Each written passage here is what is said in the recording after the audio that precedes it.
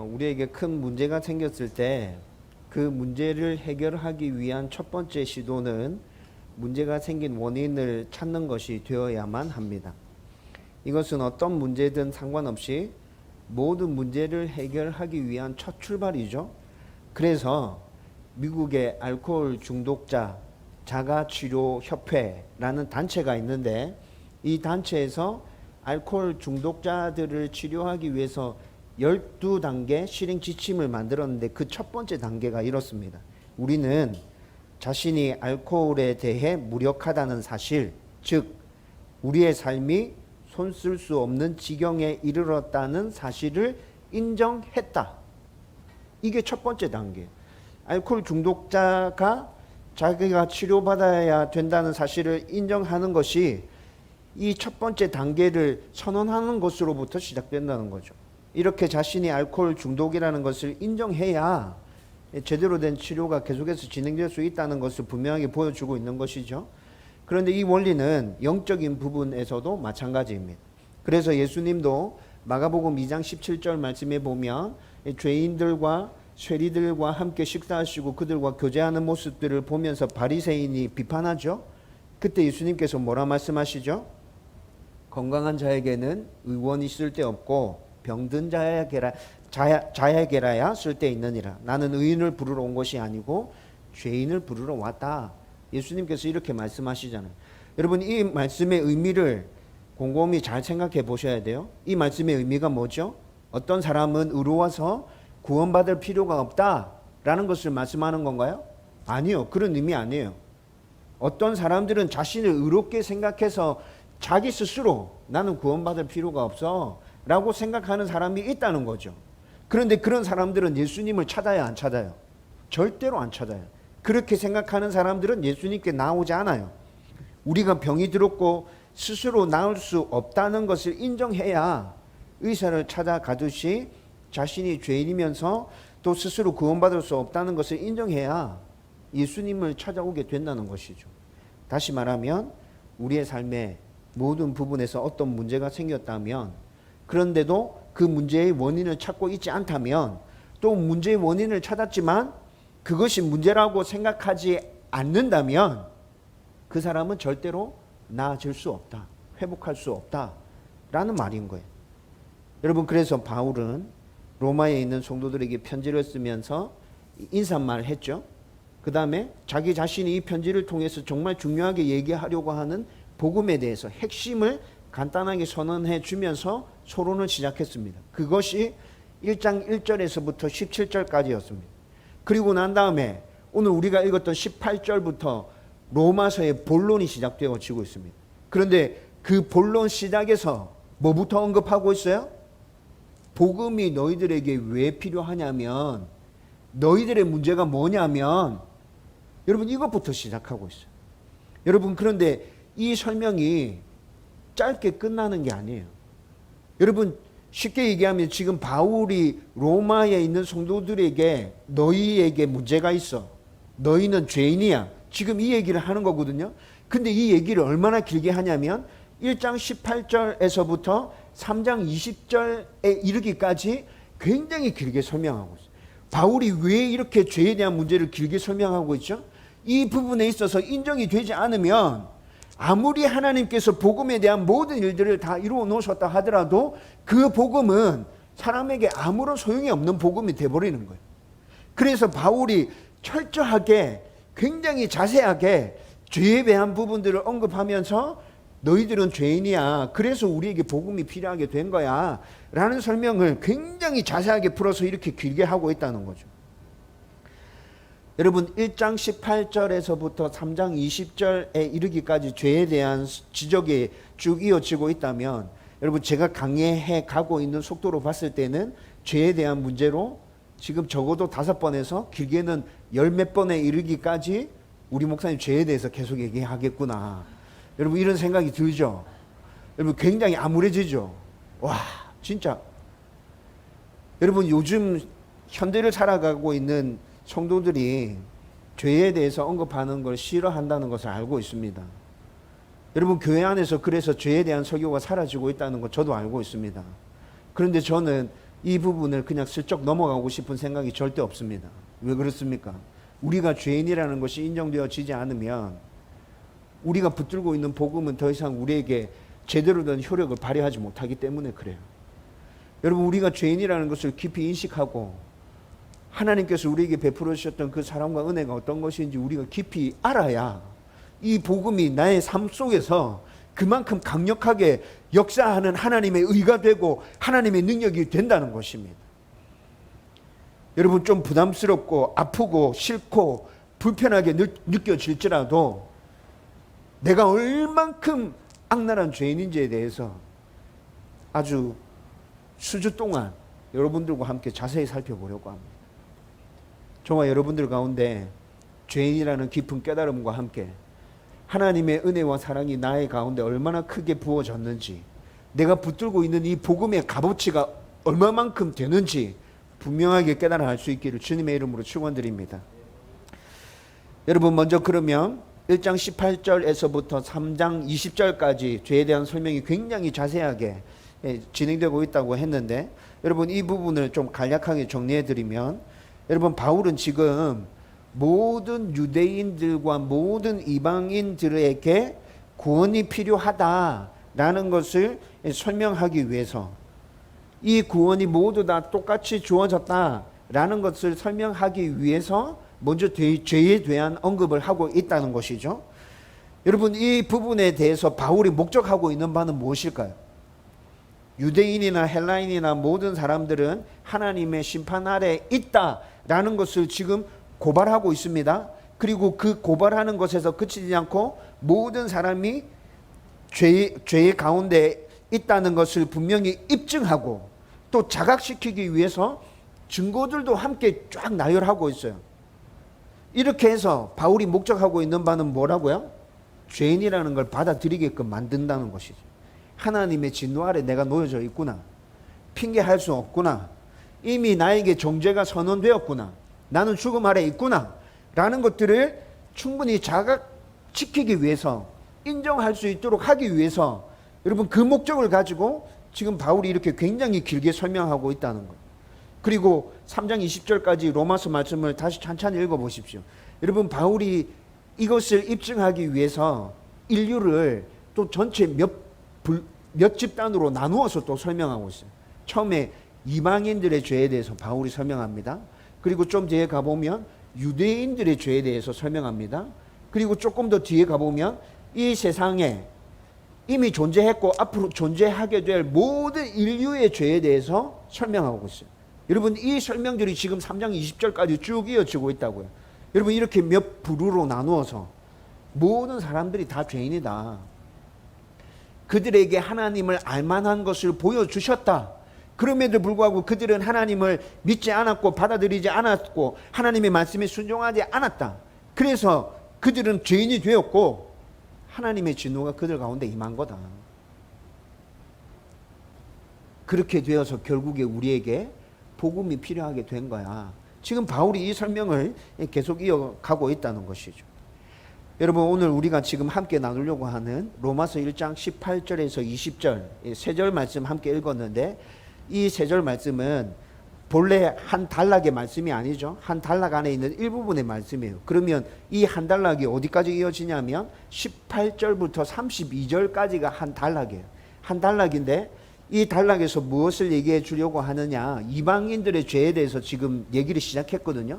이방인들의 죄에 대해서 이야기를 시작하면서 첫 단락이 32절까지 이어지는데, 그 이어지는 일부분의 말씀을 오늘 저와 여러분들이 함께 나누려고 한다는 것이죠. 여러분, 바울이 지금 로마서를 쓰면서 유대인, 이방인 이렇게 나누어서 설명이 자주 진행되잖아요. 저와 여러분들은 어디에 속해 있는 거예요? 유대인에 속해져 있어요? 이방인에 속해져 있어요? 이방인에 속해져 있죠. 그런데 오늘 1장 18절에서 32절이 이방인들의 죄에 대해서 지적하면서 시작하는 첫 단락 부분이라 그랬잖아요. 그리고 오늘 우리가 나눌 세 절의 말씀은 그 첫 단락에서도 서론격인 시작 부분이라고 지금 말씀드리고 있는데, 여러분 우리도 이방인에 포함되어 있다면 그러면 이건 지금 바울이 우리한테 주시는 말씀이에요. 그렇죠? 귀 기울여 드려야 돼요. 도대체 이방인이 어떻게 해서 죄인이라는 거야? 저와 여러분들이 이 말씀을 나누면서 그런 부분에 있어서 동의되어지고 이해되어지고 내가 죄인임이 깨달아지는 은혜가 임했으면 좋겠어요. 여러분, 그런데 우리가 지금 3절 말씀을 살펴보려고 하는데 이 3절 말씀도 제대로 잘 이해하기 위해서는 16절과 17절 말씀을 포함해서, 이미 우리가 16절과 17절 말씀을 살펴봤잖아요. 그런데 이 말씀을 포함해서 20절까지 말씀이 쭉 이어지면서 지금 대화 형식으로 이 말씀을 풀어서 이해해보면 좀 굉장히 쉽게 이해할 수 있게 돼요. 바울이 지금 어느 누군가와 대화하고 있어요. 그런데 이 대화를 통해서 지금 복음에 대한 설명들을 주고받으면서 얘기하고 있다는 거죠. 여러분, 16절에서 바울이 이렇게 얘기했어요. PPT에 뜰 거니까 여러분들이 PPT를 보시면서 말씀을 들으면 더 빨리 이해할 수 있을 거예요. 바울이 16절에서 나는 복음을 부끄러워하지 않습니다, 이렇게 말했죠. 그런데 그렇게 말하니까 질문자가 물어요. 당신은 왜 복음을 부끄러워하지 않아요? 내가 보니까 성도들 중에 복음을 부끄러워하는 사람이 좀 있는 것 같았는데, 이렇게 물었어요. 그랬더니 바울이 이렇게 얘기해요. 이 복음은 모든 믿는 사람을 구원하는 하나님의 능력이기 때문에 내가 복음을 부끄러워하지 않아요. 이게 지금 16절에 있었던 얘기죠. 그렇죠? 그러면 질문자가 또 질문합니다. 어떻게 그렇게 될 수 있다는 거죠? 어떻게 복음 가운데 하나님의 능력이 나타날 수 있다는 거죠? 이렇게 질문했어요. 그랬더니 바울이 17절에 있는 말씀으로 대답합니다. 복음에는 하나님의 의가 나타나 있기 때문입니다. 다시 말씀드리면 죄인들을 의롭다 하시는 하나님의 방법이 복음에 나타나 있어요. 이렇게 얘기했어요. 그랬더니 또 질문자가 물어봐요. 하나님이 죄인들을 의롭다 하는 것이 왜 필요하게 된 거죠? 이렇게 물어봤어요. 바울이 대답하죠. 18절에 있는 말씀으로 바울이 대답해요. 하나님의 진노가 임했기 때문이에요. 하나님의 진노, 불의한 행동으로 진리를 가로막는 사람들의 온갖 불경건함과 불의함을 심판하기 위해서 하나님의 진노가 하늘로부터 임했어요. 그래서 죄인들을 의롭다 하는 하나님의 인정이 필요하게 된 거예요. 이렇게 설명했어요. 그랬더니 질문자가 또 얘기합니다. 그러면 사람들이 어떻게 하나님의 진리를 가로막았다는 거예요? 그랬더니 바울이 지금 19절과 20절의 말씀을 통해서 답변합니다. 이 세상 창조될 때부터 인간의 내면에 보이지 않는 하나님을 알 수 있도록 양심을 허락해 주셨고, 또 하나님을 알만한 것이 하나님께서 창조하신 만물 가운데서 다 드러나고 있었어요. 그런데 그런 것들을 보면서 사람들은 하나님을 믿지도 않았고 하나님의 말씀에 귀 기울이지도 않았어요. 그래서 이런 일들에 대해서 핑계할 수조차 없게 됐어요. 그리고 난 다음에 21절, 22절, 23절 말씀을 쭉 읽어보면 바울이 계속해서 구체적으로 하나님의 진리를 어떻게 가로막았는지에 대해서 계속 설명해 가고 있어요. 여러분, 이렇게 지금 16절부터 20절까지의 말씀이 대화 형식으로 이렇게 진행되어져 가고 있다고. 여러분, 이걸 보니까 조금 어떻게 말씀이 진행되고 있는지 훨씬 더 빨리 이해할 수 있게 되죠. 여러분, 이렇게 아주 논리적으로 복음의 핵심을 딱 선포하고 그 복음을 자세히 설명하기 위해서 18절부터 복음이 필요한 이유에 대해서 쭉 설명해 가는데, 인간의 죄로 인해서 하나님의 진노가 임했기 때문에 우리 가운데 복음이 필요하게 되었다라는 것들을 지금 바울이 굉장히 자세하게 설명해 주고 있다는 거예요. 근데 여러분, 여기서 우리는 하나님의 진노하심에 대해서 생각해 봐야 합니다. 여러분, 하나님의 진노하심은 분명히 우리가 화를 내는 것과는 전혀 다른 것입니다. 여러분, 하나님이 당신의 분노를, 화를, 그 감정을 참지 못해서 우라통을 터뜨리고 벌컥 화를 내고 또 악이나 원한을 품고 화를 내고 있다라고 이해하면 안 돼요. 그런 의미가 절대 아니에요. 여러분, 인간은 이렇게 화를 낼 수 있죠. 우리가 이렇게 화를 내는 것은 소중한 것 아니면 나의 것을 상실했을 때, 또는 자신이 원하는 것이 이루어지지 않았을 때, 죄로 물든 자아가 무시당했거나 다른 사람들에게 짓밟혔다고 느껴졌을 때 우리는 화를 내게 됩니다. 그런데 이런 화와 분노는 잘 생각해 보면 나의 욕심과 교만과 다 연결되어져 있어요. 나의 욕심과 교만과 내 안의 죄성과 다 연결되어져 있기 때문에 그런 것들에 있어서 어떤 것이 건드려졌을 때 화가 밖으로 표출된다는 것이죠. 그런데 하나님께서 바라는 화는 이런 게 아니에요. 하나님께서 진노하시는 것도 이런 게 아니에요. 하나님의 진노는 의의 절대 기준이며 이 세상에 완전한 의를 만드신 하나님이 악에 대항해서 거룩한 적대적인 의, 악에 대항하는 거룩한 적대적인 의, 그리고 악을 눈감아 주거나 타협하는 것에 대해서 거부함, 그리고 악에 대해서 정확하고 의롭게 심판해야 함과 관련된 화를 바라시는 거예요. 여러분, 하나님은 이런 것 때문에 지금 화를 내신다는 것이죠. 하나님의 이런 진노가 우리 가운데 임했다는 것입니다. 여러분, 지난주에 복음은 하나님의 의라는 것에 대해서 함께 말씀을 나눴죠. 예, 복음이 하나님의 의임에 대해서 살펴보면서 하나님은 완전히 의로우시며 불의에 대한 징계와 심판에 있어서도 하나님의 의에 부합되도록 그 모든 것들이 진행된다는 것에 대해서 우리는 지난주에 이미 말씀을 나누었어요. 여러분, 이런 하나님의 의가 복음에 나타나 있다는 건 아닙니까? 그리고 하나님의 이 의로 인해서 불의한 인간에게 하나님의 진노가 임했다는 것이죠. 여러분, 이렇게 하나님의 진노가 우리 가운데 임했어요. 그러면 하나님의 진노가 우리 가운데 임한 부분이 어떤 것인지에 대해서 좀 자세히 살펴보면 18절에서 지금 두 부분으로 나눠서 설명하고 있거든요. 여러분, 18절 말씀해 보면 불의로 진리를 막는 사람들의 모든 경건하지 않음과 라고 말씀하고 있습니다. 여러분, 지금 이 말씀이 어떤 부분에 있어서 인간이 불의를 행했다고 말씀하는 것이냐면 하나님께 대해서 불의를 행했다고 말씀하고 있는 거예요. 여러분, 하나님께 온전한 영광을 올려드려야 되는데 인간은 그렇게 하지 않았어요. 하나님께서 주신 말씀에 따라 순종하는 삶을 살지 않았죠. 그래서 하나님에 대해서 우리가 행해야 되는 합당한 일을 행하지 못했기 때문에, 불의를 행했기 때문에 하나님의 진노가 우리 가운데 임했다는 거예요. 여러분, 성경을 잘 살펴보면 성경은 우리에게 하나님이 어떤 분인지 충분히 자세히 말씀해 주고 있어요. 성경에서 말하고 있는 하나님이 전부 다는 아니라고 말씀드렸죠. 하나님은 위대하고 강대하셔서 절대로 우리의 말로 다 풀어서 설명해 낼 수 없어요.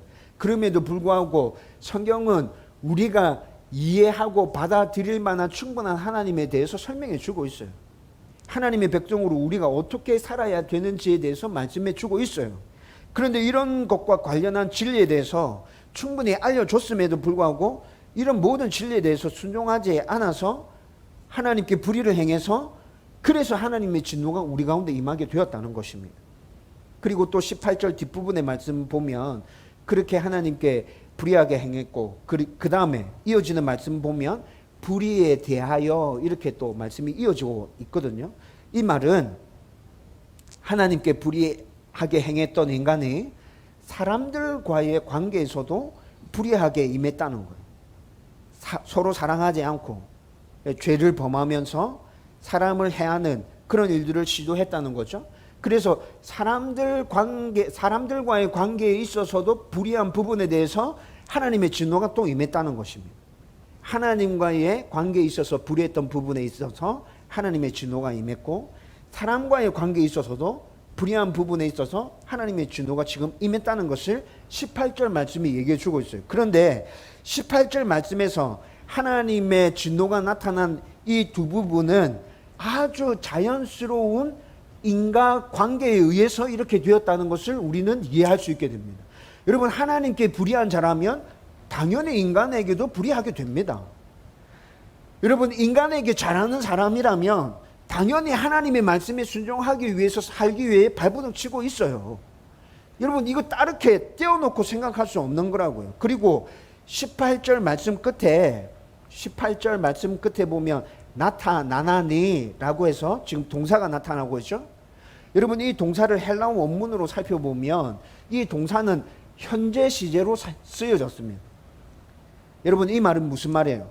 하나님의 진노가 제일 완전하고 완벽하고 확실하게 언제 임해요?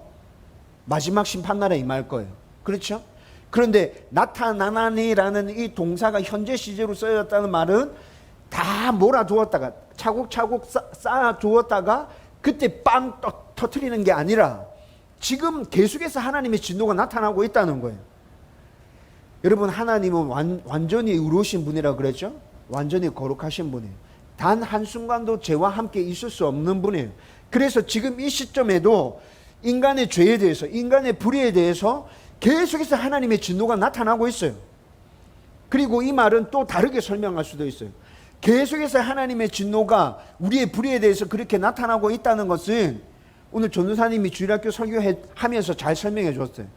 여러분, 이게 돌이키기를 원하는 부모의 마음에서 그 진노를 지금 계속 바라고 계시다는 거예요. 여러분, 이렇게 혼내고 화를 냈을 때 자녀가 부모님이 내가 이렇게 행해서 부모님이 화가 났구나 라는 걸 알게 되면 거기서 다시 돌이켜서 부모를 기쁘게 해주기 위해서 살려고 노력하게 되잖아요. 여러분, 하나님의 진노가 이런 역할도 하고 있다는 거예요. 그래서 하나님의 진노는 지금도 계속해서 우리 가운데 나타나고 있다는 거죠. 여러분, 여기까지 설명하면 어떤 사람들은 또 이렇게 질문하는 사람들이 있습니다. 불의한 자들에 대해서 하나님의 진노가 그렇게 쏟아지고 있다면 불의에 대해서 충분히 설명해 주지도 않았고, 하나님에 대해서 설명해 주지도 않았고, 죄에 대해서 설명해 주지도 않았는데 하나님을 믿지 않았다고, 죄를 지었다고 우리에게 진노를 쏟아붓고 벌하시겠다고 하면 진짜 너무 억울해요. 이렇게 얘기하는 사람들이 있다는 거죠. 그렇게 하면 안 된다는 것을 알면서도 그렇게 하면 문제가 되는데, 나는 진짜 그렇게 하면 안 되는 줄 몰랐거든요. 근데 왜 자꾸 나한테 진노를 쏟아붓죠? 진짜 너무 억울해요. 이렇게 얘기하는 사람들이 있다는 거예요. 여러분, 더 쉽게 이 질문을 바꿔서 말씀드리면 초등학생들이 진짜 많이 하는 질문입니다. 저도 직접 초등학교 아이들 만날 때 이렇게 질문하는 아이들을 만났던 적이 있었어요. 조선을 임진왜란의 전란에서부터 구했던 충신 이순신 장군, 목사님, 이순신 장군은 천국 갔어요, 지옥 갔어요? 이렇게 물어봐요. 이순신 장군이 살았을 때는 우리나라에 교회도 없었어, 목사도 없었어, 복음도 없었어, 성경도 없었어, 예수 믿는 사람 한 사람도 없었어. 이순신 장군은 하나님이 누군지 전혀 몰랐어. 그런데 예수님 안 믿었다고, 하나님 안 믿었다고 지옥 간다면 이순신 장군 지옥 갔어요? 이렇게 물어보는 친구가 있었어요. 여러분, 이런 의문에 대해서 여러분 뭐라 답하실 거예요? 오늘 우리가 읽었던 19절과 20절 말씀에서 이에 대해서 분명하게 답을 주고 있습니다. 여러분, 먼저 19절 말씀 살펴보면 하나님을 알만한 것이 모든 사람들의 내면 가운데 있었어요. 그리고 하나님이 우리의 내면 가운데서 자기 자신을 충분하게 알려주셨다고 19절 말씀이 얘기하고 있어요. 여러분, 이 말씀을 헬라어 원문으로 살펴보면 이 말씀이 담고 있는 의미는 내면에서 하나님을 본능적으로 알 수 있도록 명백하게 계시해 주셨다. 우리의 내면에서 본능적으로 하나님을 알 수 있도록 충분히 하나님 계시해 주셨다. 19절 말씀이 지금 이런 의미를 담고 있는 거거든요. 여러분, 잠언 20장 27절 말씀 읽어보면 이렇게 얘기합니다. 사람의 영혼은 여호와의 등불이라 사람의 깊은 속을 살피느니라. 여러분, 이 말씀이 무슨 말이냐면, 여러분, 지금 하나님이 우리 속을 살펴서 우리 속을 다 들여다보고 계신다는 말이에요. 여러분, 그런데 잠언 20장 27절의 말씀에 여호와의 등불이라는 단어가 등장했거든요. 여러분, 이 단어를 양심으로 바꿔서도 이 말씀을 똑같이 이해할 수 있어요. 여호와의 등불이라는 이 말을 양심으로 바꿀 수 있어요. 양심으로 바꾸면 이 말씀이 어떻게 해석할 수 있냐면, 양심으로 바꾸면 우리의 내면을 찬찬히 살펴보면 우리의 내면 안에서 하나님이 계시다는 것을 발견할 수 있을 거야. 여러분, 지금 잠언 20장 27절의 말씀이 지금 이렇게도 해석이 된다고요. 여러분, 이 말씀들이 다 무엇을 얘기해 주고 있는 거예요? 잠언 20장 27절의 말씀과 오늘 우리가 읽었던 19절의 말씀을 보면 우리의 내면, 우리의 마음, 우리의 양심, 이런 것들을 집중해서 잘 들여다보고 있으면 분명하게 딱 하나님이라는 존재가 떠오르진 않아도 이 세상에 분명히 절대자가 계셔, 하나님이라는 분이 분명히 계셔 라는 것을 알 수 있다는 것이죠. 여러분, 이것뿐만이 아니라 인류학자들이 사람에 대해서 연구해 봤을 때 모든 사람들에게는 도덕성이 있다는 것을 발견하게 됐어요. 도덕성이 있다. 도덕성의 차이는 있겠죠. 도덕성이 굉장히 뛰어난 민족, 도덕성이 결여되어 있는 민족, 차이는 있겠죠. 근데 모든 사람들 안에 도덕성이 있어요. 이게 무슨 말이죠? 옳고 그름을 판단할 수 있다는 거예요. 스스로 생각하면서 옳고 그름을 판단할 수 있어요. 옳고 그름을 판단하기 위해서는 옳고 그름에 대한 기준이 있어야겠죠. 그 기준에 대해서도 모든 사람들은 생각할 수 있다는 거예요. 그리고 옳고 그름에 대한 제일 정확한 기준이 뭘까에 대해서도 생각할 수 있다는 거예요. 그것들을 자꾸 생각해서 들어가 보면 결국에 어디까지 이르게 된다는 거예요? 절대자까지 이르게 된다는 거예요. 도덕성이 있다는 것 자체는 인간 스스로 내면에서 생각해서 어디까지 이룰 수 있어요? 절대자의 존재까지 이룰 수 있다는 가능성이 인간 안에 충분히 있다는 것을 말해주고 있다는 거예요. 여러분, 그리고 이 세상에는 굉장히 많은 나라들이 존재하고 있죠. 200몇십 개의 나라가 존재하고 있어요. 그런데 이 나라들 중에 종교가 없는 나라가 있을까요? 종교가 없는 나라는 단 한 나라도 없어요. 무신론자라고 말하는 사람들이 있어요. 그런데 그 사람들 내면을 잘 관찰해 보면 무신론이라고 말하긴 하지만 그 사람들이 무신론이 아니야. 뭔가 의지하고 기대고 있는 구석이 있어. 이 말은 모든 사람들이 종교성을 다 지니고 있다는 얘기인 거거든요. 여러분, 이것 또한 절대자가 있다는 하나의 신호가 될 수 있잖아요. 이렇게 우리의 내면에 이미 하나님이란 존재에 대해서 알만한 것들이 충분하게 계시되어졌어요. 그리고 20절 말씀을 살펴보면 20절 말씀에서는 외적으로 하나님이 이 세상 만물을 창조하실 때부터 모든 피조물에 하나님의 위대하심과 영원하심과 전지전능하신 신성이 분명히 보여져서 알려졌다고 말씀하고 있어요. 외적, 자연 환경, 피조물 이런 것들을 통해서. 여러분, 이런 것들에 대해서는 이미 여러분들 굉장히 많이 들어서 알고 있죠. 여러분, 지금 설교 원고에는 자세하게 설명되어 있는데 이거 다 설명하려고 하면 지금 설교 시간이 굉장히 길어질 것 같아요. 그래서 이거 간단하게 날리려고 그래요. 좋죠? 간단하게 날려도 여러분 다 이해할 수 있잖아요. 그렇죠? 태양계만 생각해봐도 태양계 안에 9개의 행성이 있어요. 그 행성들이 공전과 자전을 같이 하고 있어요. 한치의 오차라도 생기면 태양계 자체는 존재할 수도 없어요. 그런데 성경의 시간으로 따져봤을 때, 성경의 시간은 몇 천 년이죠? 진화론적 시간으로 따져봤을 때는 수백만 년. 그런데 수백만 년, 진화론의 관점에서 수백만 년의 시간이 지나는 동안 한치의 오차가 있었어요? 없었어요. 성경의 시간으로 살펴봤을 때 몇 천 년의 시간이 흐르는 동안에 태양계 안에 그 움직임에 한치의 오차도 있었어요?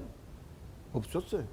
여러분, 이런 것들을 보면 절대자가 계시구나.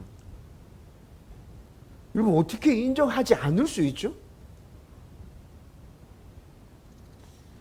여러분, 아주 작은 세포 하나를 관찰해봐도, 여러분, 존 스토트 목사님의 고문 의사가 의학자였는데 세포 하나를 연구하다가 절대자가 있다. 내가 세포 하나, 진짜 눈에 보이지도 않는 세포 하나 이거 연구해 보니까 절대자가 없다면 이 세포가 절대 이렇게 움직일 수가 없어. 여러분, 존 스토트 목사님의 고문 의사가 그렇게 얘기했다니까요. 내가 눈에 보이지도 않는 세포 하나 연구해 보니까 진짜 있어. 여러분, 이런 모든 것들은 하나님이라고 단정 짓지는 않지만 절대자가 있다는 것을 다 말해주고 보여주고 있다는 것이죠. 여러분, 이것뿐만이 아니라 우리가 삶의 현장에서 여행 다니다 보면 진짜 자연을 보면서 절대자가 있구나. 우리는 그분이 하나님이라고 인정하지만 우리가 하나님을 믿지 않아도 절대자가 있구나라고 인정할 수밖에 없는 광경을 목격할 때가 정말 많죠. 여러분, 제가 몇 개국을 다녔는지 세보니까 12개국을 돌아다녔더라고요. 제가 조금 하나님의 은혜로 그냥 좀 많이 돌아다닌 것 같아요. 여러분, 처음 외국에 나갔던 때가 2002년 미국이었어요. 윌로크릭 교회의 프라미스랜드라는 컨퍼런스에 참석했는데 시카고였거든요. 시카고 옆에 미시간 호수가 있어요. 여러분, 이 미시간 호수에 갔을 때 경외감에 완전히 압도당했죠. 여러분, 미시간 호수는 세계에서 4번째로 큰 호수입니다. 우리나라 우리나라 절반의 크기를 가지고 있어요. 호수가 우리나라 절반이라고요. 여러분 호수 끝이 안 보여요. 물 색깔이 시커매요. 여러분 그 호수 앞에 섰을 때 밀려오는 그 경외감. 여러분 호수에서 파도가 있는 걸 보셨어요? 찰랑찰랑찰랑 이게 아니라 바다에서 있는 파도. 그런 파도가 호수에서 인다고요. 2008년에 성지순례 여행을 갔었습니다. 요르단에 있는 페트라에 들어서면서 거기서도 경외감에 압도당했습니다. 여러분 페트라는 세계 7대 불가사의 중에 하나입니다. 바위 협곡에 파져 있는 바위 도시입니다. 물론 사람이 만든 거죠. 사람이 만든 건데 수키로에 걸쳐서 그 협곡을 걸어 들어가 보면 도대체 사람이 이걸 어떻게 만들었을까? 사람의 위대함에 대해서 탄성이 잖아. 그러면서 하나님을 믿고 있기 때문에 그 사람을 창조하신 하나님에 대한 생각을 하지 않을 수 없게 돼요. 2010년에 중국 단동 단기 선교 여행을 갔었습니다. 백두산 천지에 올랐죠. 구름이 끼어서 천지가 안 보였어요. 희미하게 천지가 내려다 보였어요. 그런데 구름이 끼어서 희미하게 내려다 보이는 그 천지를 위에서 내려다 보면서 그곳에서도 하나님에 대한 경외감에 사로잡히는 거예요. 2014년에 캄보디아 단기 선교 가서 앙코르와트 사원에 잠깐 들렀던 적이 있어요. 옛날 그 옛날에 도대체 사람들이 이 바위를 어떻게 옮겼고 이 돌을 어떻게 쌓아서 이걸 만들었을까? 여러분 더 놀라운 건 바위 틈을 비집고 나와서 자라난 거대한 나무들이 더 놀라웠어요. 여러분 제가 지금 얘기하는 나무들은 조그마한 나무들이 아니에요. 바위 틈에서부터 자라나기 시작해서 이 나무가 자라면서 돌 건물 전체를 뒤덮는 거대한 나무로 지금 앙코르와트 사원에 가보면 그런 거대한 나무들이 곳곳에 자라고 있거든요. 그런 모습들을 보면서 도대체 이 나무가 어떻게 자란 거지? 옛날 그때 그 사람들이 이 건물을 어떻게 만들었다는 거야? 여러분 경외감에 압도당해요. 2015년에는 남아공의 케이프타운에 갔던 적이 있었어요. 여러분 케이프타운에 가면 테이블 마운틴이라는 산이 있습니다. 정상에 올라가 보면 평평합니다. 진짜. 그런데 제주도는 거기에 비교할 수가 없어요. 제가 거기에 올라가서 느낀 게 우리나라의 IT 기술이 진짜 위대하구나. 제주도가 지금 뭐 세계 몇 대 자연경관에 뽑혔죠. 근데 제주도랑 거기랑 딱 비교해 봤을 때 이 비교가 안 되는데 여기가 훨씬 뛰어난데? 근데 우리나라 IT 기술 때문에 다다다닥 해서 뭐 이렇게 된 거 제가 느껴지더라고요. 올라가 보니까. 여러분 그 테이블 마운틴에 올라가서 대서양을 바라보고 케이프타운 도시 전체를 바라보는데 경외감에 사로잡히지 않을 수가 없었어요. 희망봉에 가서 대서양을 바라보면서 하나님 정말 살아계시구나. 이런 자연 경관을 보면서 하나님 안 계시다고 말하는 사람은 도대체 무슨 말을 하고 싶은 거지? 여러분 저만 이런 느낌을 받는 게 아니구나라는 걸 TV 프로를 통해서 확인했어요. 2018년에 뭉치면 뜬다라는 프로가 있었어요. 연예인들이 세계 곳곳을 여행하면서 그곳에서 일어나는 일들을 예능 프로로 이렇게 방송해 줬거든요. 김성주, 안정환, 김용만 이런 연예인들이 나오는 프로였어요. 여러분 2018년에 이 팀이 그랜드 캐니언에 여행 가서 헬기를 타고 상공에서 그 그랜드 캐니언을 둘러보는 방송이 방영됐던 적이 있었어요. 여러분 김용만은 헬기 타고 올라가서 밑에서 그랜드 캐니언을 내려다 보면서 눈물만 흘리고 있었어요. 여러분 인터넷에 검색해 보세요. 떠 있어요. 안종환은 뭐라고 얘기한 줄 아세요? 이 대자연 앞에서 나 자신과 나의 삶에 대해서 생각하지 않을 수 없다. 여러분 김성주 아버지가 목사인 거 알고 계시죠? 김성주도 예능 프로그램임에도 불구하고 메인 MC임에도 불구하고 헬기 타고 그랜드 캐니언을 돌고 있는데 말수가 계속 줄어들어. 예능 프로에 그렇게 하면 됩니까? 뭔가 계속 떠들어대야 되잖아. 근데 점점 말수가 줄어들어.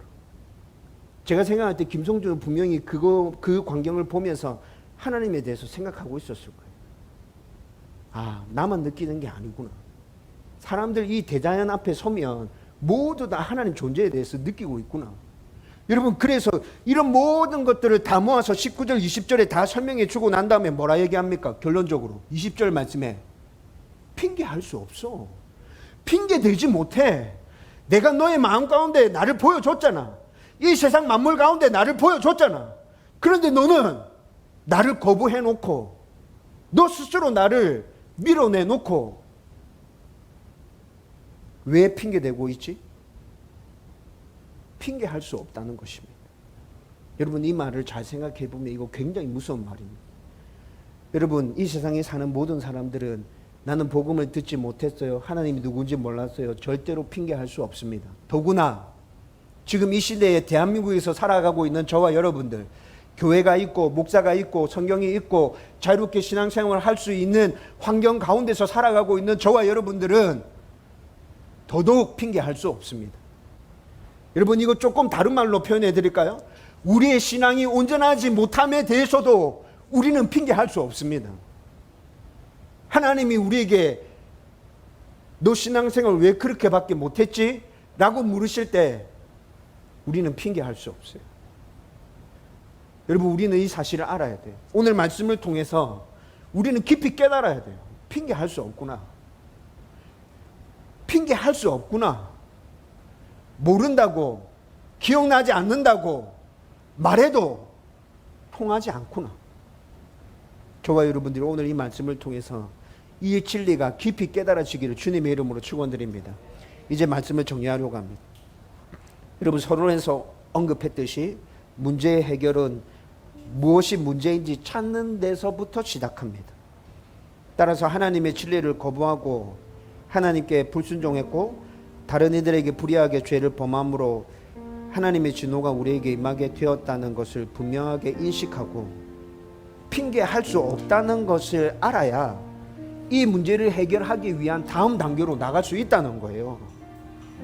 그리고 저와 여러분이 이미 구원받은 하나님의 사람이라 할지라도 오늘 나눈 말씀의 의미를 정확하게 알아야 하나님의 사랑과 은혜, 그리고 우리가 붙든 복음이 얼마나 중요한지 더 분명하고 명확하게 깨달을 수 있겠죠. 그리고 이 사실이 분명하게 명확하게 깨달아지고 붙들어져야 더욱더 우리는 이 세상 가운데서 하나님의 사람답게 살아가기 위해서 몸부림칠 수 있게 될 것이고, 그렇게 살아가면서 예수님에 대해서, 하나님에 대해서 묻는 자들에게 예수님을 자랑할 수 있게 될 거란 말이에요. 저와 여러분들이 이 깨달음을 바탕으로 해서 정말 하나님의 사람답게 그렇게 열심히 살아갈 수 있기를 주님의 이름으로 축원드립니다.